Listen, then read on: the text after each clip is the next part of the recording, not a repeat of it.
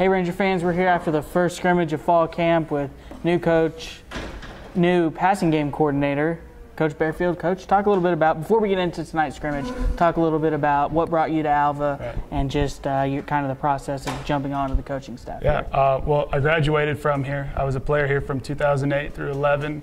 And, you know, I've been at a smaller school the past 4 years, starting a program in Florida over there. And, you know, it's just time to make a move in my career. And I came out here to be a part of my alma mater. I saw what Coach Walt's been doing since he got here.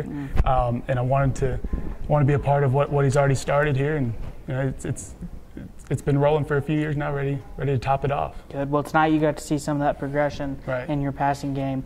Talk a little bit about what you saw in the scrimmage, some things that still need to be worked on because opening night's coming up quick. I think finishing plays is the biggest thing.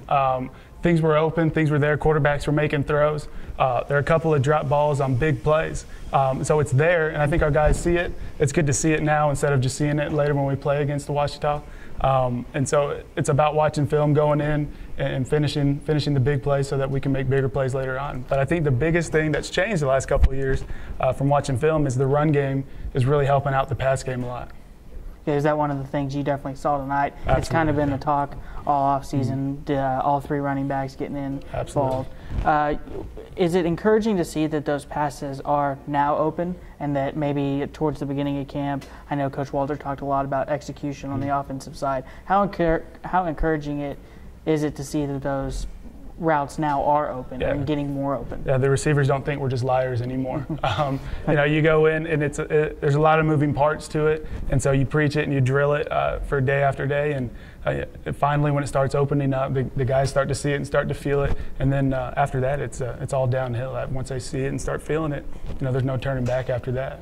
You mentioned finishing the play and not seeing any more of those drop balls. What's some other things that you saw in this scrimmage tonight that you're going to immediately address and work on before August 31st? Yeah, something that we've been working on a lot is blocking. The kind of the marquee of Northwestern Oklahoma to me is that we're a tough physical team. And that's, you know, coming back here, I could tell from day one in practice that I've gotten back to a tough physical team again, and you know, it really lit a fire up inside of me for it.